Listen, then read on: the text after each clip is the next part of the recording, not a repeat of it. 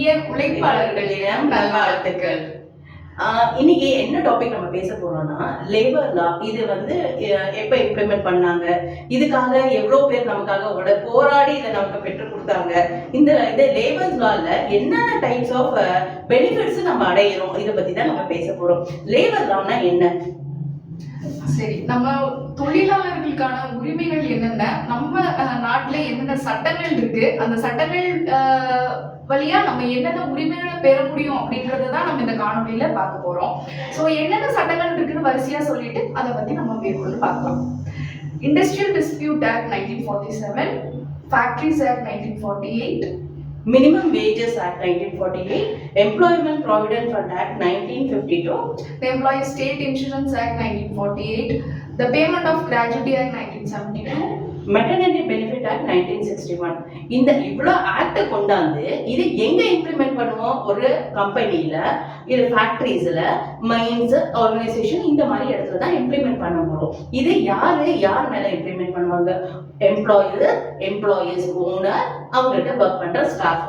அடுத்து நம்ம நீதிமன்றங்களை அணுகுவோம் ஒரு பிரச்சனை வந்ததுன்னா. இப்போ இந்த தொழிலாளர்கள் சார்ந்த பிரச்சனைகளை நம்ம லேபர் ட்ரிபியூனல், லேபர் கோர்ட்ஸ்ல அணுகிறோம். இது இண்டஸ்ட்ரியல் டிஸ்பியூட் ஆக்ட், இந்த இதுக்கு கீழே தான் தொழிலாளர்கள் தீர்ப்பாயம் அப்படின்னு சொல்லி கொண்டு வந்திருக்காங்க. மெயினா இந்த ட்ரிபியூனல்ஸ் கொண்டு வந்ததுக்கான பர்பஸே என்னன்னு பாத்தீங்கன்னா, ஸ்பீடி ரெக்கவரி கிடைக்கும். நீங்க நீதிமன்றங்கள்ல போய் மற்ற பிரச்சனையா உங்க கேஸ ஃபைல் பண்ணணும்ன்ற அவசியமே கிடையாது. நீங்க இந்த தீர்ப்பாயங்கள்ல போய் நீங்க நம்ம தொழிலாளர்கள் சார்ந்த பிரச்சனைகளுக்கான வழிகளை பெற்றுக்கொள்ள முடியும். இப்போ இந்த இவங்களுக்கான லேபர்ஸ் என்னென்ன மாதிரியான லேபர்ஸ்லாம் வர முடியும் அப்படி பாத்தீங்கன்னா, ஒரு லேபருக்கு எம்ப்ளாய்மெண்ட் கான்ட்ராக்ட் ஆக்ட் போடுவாங்க. இந்த எம்ப்ளாய்மெண்ட் கான்ட்ராக்ட்ல என்ன இருக்கும்னா, இவங்களுக்கு டேர்ம்ஸ் அண்ட் கண்டிஷன் ஃபிக்ஸ் பண்ணிடுவாங்க. ஒரு 6 மாசம் என்கிட்ட ஒர்க் பண்ணலாம், 2 வருஷம் எனக்கு ஒர்க் பண்ணலாம். இவங்கள கவர்மெண்ட் ஆர்கனைசேஷன்ல நீங்க பார்க்க முடியும், கான்ட்ராக்ட் லேபர்ஸா தான் ஒர்க் பண்றோம், நாங்க பெர்மனன்ட் எம்ப்ளாயீஸ் இல்லைன்னு சொல்லுவாங்க. ஸோ இவங்களுக்கு எப்படி சாலரிஸ் ஃபிக்ஸ் பண்றாங்க, இதெல்லாம் சொல்றதுதான் இந்த எம்ப்ளாய்மெண்ட் கான்ட்ராக்ட் ஆக்ட்ல வரும். இதே இண்டஸ்ட்ரியல் டிஸ்பியூட் ஆக்ட்ல லே ஆஃப், ரிட்ரெச்மெண்ட், ஸ்ட்ரைக், இந்த மாதிரி கான்செப்ட் பத்தி எல்லாம் பேசியிருப்பாங்க. லே ஆஃப் அப்படிங்கிறது தற்காலிக பணி நீக்கம் அப்படின்னு சொல்லுவோம்.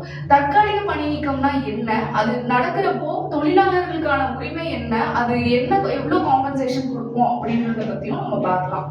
தற்காலிக பணி நீக்கம்னு சொல்லும் போது அவங்க சம்டைம்ஸ் சொல்லுவாங்க, இங்க வேலையே இல்லை, அதனால உங்களை நாங்க இந்த வேலைக்கு 1 வாரம் கழிச்சு வரும், 1 மாசம் கழிச்சு வரும்ட்டு அவங்கள தற்காலிகமா ஒரு ஃபேக்கான ஒரு இன்ஃபர்மேஷனை கொடுத்துட்டு அந்த வேலையை விட்டு அனுப்பி விடுவாங்க. ஸோ நீங்க இந்த மாதிரி டைம்ல தான் இந்த லேபர் ட்ரிபியூனலை அப்ரோச் பண்ணிட்டு உங்களுக்கான தீர்வை நீங்க அங்க பெற்றுக்க முடியும். இதே ஃபேக்டரிஸ் ஆக்ட் அப்படின்றதுல நம்ம தொழிலாளர்கள் எங்க வேலை பார்க்குற இடங்கள்ல நமக்கு என்னென்ன பாதுகாப்பு காரணிகள் இருக்கணும் இல்லையா, அந்த பாதுகாப்பு காரணிகள் என்னென்ன கொடுக்குறாங்க அப்படின்றது இந்த ஃபேக்டரிஸ் ஆக்ட் மூலமா ரெகுலேட் பண்றாங்க. இப்போ ஒரு மெஷினரிஸ் இருக்குன்னா அதை ப்ராப்பர் ஃபென்சிங் பண்ணிருக்கணும். ஒரு தீ விபத்து நடக்குதுன்னா அதுக்கு என்னென்ன மாதிரியான முன்னேற்பாடுகள் இருக்கணும் அப்படின்றது இருக்கணும். அதே மாதிரி ஒரு மெஷினரிஸ் இருக்குன்னா அதை ப்ராப்பரா எப்படி மெயின்டைன் பண்ணணும், ப்ராப்பரா அந்த டெக்னிக்கல் டீம், அதாவது ஒரு தொழிலாளருக்கு அந்த மெஷினை ஹேண்டில் பண்ணக்கூடிய நாலேஜை ப்ராப்பரான ட்ரைனிங் கொடுத்துருக்கணும். இந்த மாதிரியான ரெகுலேஷன்ஸ் எல்லாம் ஃபேக்டரிஸ் ஆக்ட் மூலமா சொல்றாங்க. இந்த ஆக்ட் எல்லாம் ஒரு லேபர் மேலேயே தான் இருக்கு. ஸோ இந்த லேபருக்கு எப்படி சம்பளம் கொடுக்கறது, எவ்வளவு ஹவர்ஸ் இவங்க ஒர்க் பண்ணணும், முதல்ல எல்லாம் என்ன பண்ணா 24 மணி நேரமும் ஒர்க் பண்ணுவாங்க. ஸோ அதை கொண்டாந்து வேஜஸ் ஆக்ட்ல கொண்டாந்து இவங்க 8 மணி நேரம் தான் வேலை செய்யணும், இவங்க 8 மணி நேரத்துக்கு மேல வேலை செஞ்சதுன்னா இவங்களுக்கு எக்ஸ்ட்ரா பேமெண்ட்ஸ் கொடுக்கணும், இதை ஓடின்னு போடணும். இந்த பேமெண்ட் எப்படி கால்குலேட் பண்ணணும்ன்றதெல்லாம் வேஜஸ் ஆக்ட்ல சொல்லியிருக்காங்க. ஸோ இவங்க ஒரு நாளைக்கு 8 மணி நேரம் தான் வேலை செய்யணும். வாரத்துல கண்டிப்பா சண்டே இவங்களுக்கு லீவு கொடுத்துதான் ஆகணும். இன்கேஸ் சண்டே ஒர்க் பண்ற எம்ப்ளாயி இருந்தா காம்பா கண்டிப்பா கொடுத்துதான் ஆகணும். அது எந்த இண்டஸ்ட்ரியா இருந்தாலும் சரி, ஒரு ஹாஸ்பிட்டல் இண்டஸ்ட்ரி நீங்க எடுத்து போனாலும் சரி, இல்ல ஒரு ஹோட்டல் இண்டஸ்ட்ரிக்கு போனாலும் சரி, எல்லாருக்கும் இந்த ரூல் கம்பல்சரி இப்படிதான் மெயின்டைன் பண்ணணும்னு சொல்லியிருக்காங்க. இதே ஃபேக்டரிஸ், வேலை பார்க்கும் இடங்கள்ல நம்ம தீயணைப்புக்கோ ப்ரிகாஷனரி மெஷர்ஸ், சேஃப்டி மெஷர்ஸ் இருக்கணும்னு நான் சொன்னேன். இப்போ ஒரு விபத்தே நடந்துருச்சுப்பா, ஏன்னா ஒரு தொழிலாளருக்கு கை போயிடுச்சு, கால் போயிடுச்சு, வேலை செய்யறதுனால விபத்து நடந்து உயிரே போயிடுச்சு, அப்ப அந்த தொழிலாளருக்கு என்ன நிலைமை அப்படி அப்படி பார்க்கும்போது இவங்களுக்கு ஹெல்த் அண்ட் சேஃப்டி, மேடம் சொன்ன மாதிரி ஹெல்த் அண்ட் சேஃப்டிக்கு இவங்களுக்கு அவேர்னஸ் ப்ரோக்ராம் இவங்களை ப்ரொடெக்ட் பண்ணிக்கிறதுக்கு கொடுக்கணும். இவங்களுக்கு இஎஸ்ஐ, பிஎஃப் கண்டிப்பா இந்த ஆர்கனைசேஷன் இந்த லேபர்ஸை ப்ரொடெக்ட் பண்றதுக்கு கண்டிப்பா இதுக்கான மெஷர்மெண்ட் எல்லாம் எடுத்து இதுக்கான அவங்க சேலரியில எம்ப்ளாயிஸ் காம்பன்சேஷன் ஆக்ட் அப்படின்னு சொல்லி ஒரு ஆக்ட் இருக்கு. இந்த எம்ப்ளாயிஸ் காம்பன்சேஷன் ஆக்ட் என்ன சொல்லுதுன்னா, தொழிலாளர்கள் தொழில் செய்யும் வேலை இடங்கள்ல வேலை பார்க்கும் நேரங்கள்ல ஏதாவது விபத்து மூலியமா அவங்க இறந்துட்டாலோ கை கால் போயிருச்சுனாலோ அவங்களுக்கு தொழிலாளர் கண்டிப்பா இழப்பீடு கொடுக்கணும் அப்படின்னு சொல்றதுதான் இந்த எம்ப்ளாயிஸ் காம்பன்சேஷன் ஆக்ட். இப்போ கம்பல்சரி இவங்களுக்கு வந்து இன்சூரன்ஸும் கம்பல்சரி போடணுன்றதையும் கொண்டாந்துட்டாங்க ஸ்ட்ரிக்டா உள்ள. அதே எம்ப்ளாயிஸ் ப்ராவிடென்ட் ஃபண்ட். ப்ராவிடென்ட் ஃபண்ட்னா என்ன? அந்த அமௌண்ட் கான்ட்ரிபியூஷன் எப்படி இருக்கும்னா, தொழிலாளரும் கான்ட்ரிபியூட் பண்ணணும், முதலாளியும் கான்ட்ரிபியூட் பண்ணணும். இதோட மெயின் பர்பஸ் என்னன்னா, for future safety, financial security, ஒரு ஒரு பிடிப்பு, பணப்பிடிப்புன்றது வந்துட்டு இருக்கும். நீங்க இதை வந்து எப்போ வேணுமோ தேவைக்கு நம்ம எடுத்துக்கவும் முடியும்.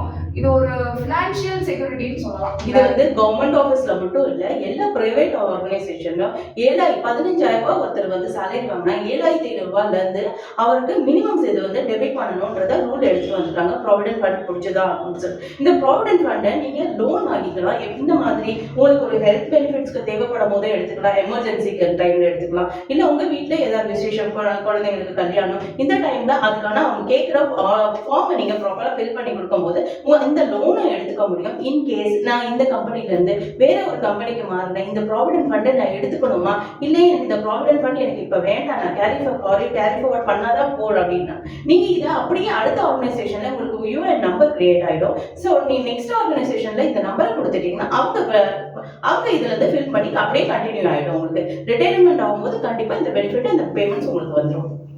ஸோ இவ்வளோ நேரமா நம்ம தொழிலாளர்களுக்கான என்னென்ன சட்டங்கள் நம்ம நாட்டில் இருக்கு அப்படின்றத பார்த்தோம். இந்த உரிமைகள் உங்களுக்கு பாதிக்கப்படும் போது நீங்க கண்டிப்பா தொழிலாளர் தீர்ப்பாயங்களை போய் முறையிட்டு தீர்வுகளையும் பெற முடியும்.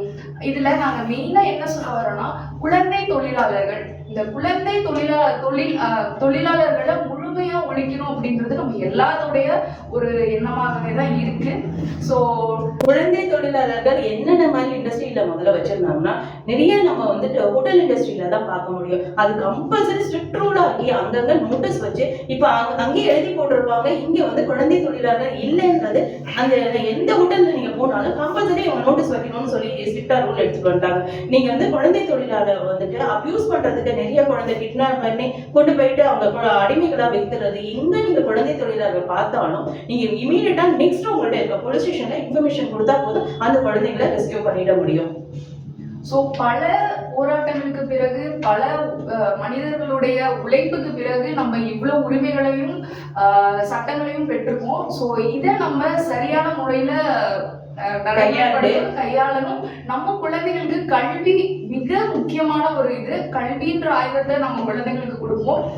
குழந்தை தொழிலாளர்களை ஒழிப்போம்னு நம்ம ஒரு உறுதி எடுத்து அடுத்த ஜெனரேஷன் ரொம்ப சக்சஸ்ஃபுல்லாகவும் கிரேட்ஃபுல் ஜெனரேஷனாகவும் உருவாக்கி நம்ம நேஷனுக்கு பார்த்துருக்கோம் அப்படின்னு சொல்லி அனைவருக்கும் மீண்டும் இனிய உழைப்பாளர்கள் தின நல்வாழ்த்துக்கள்.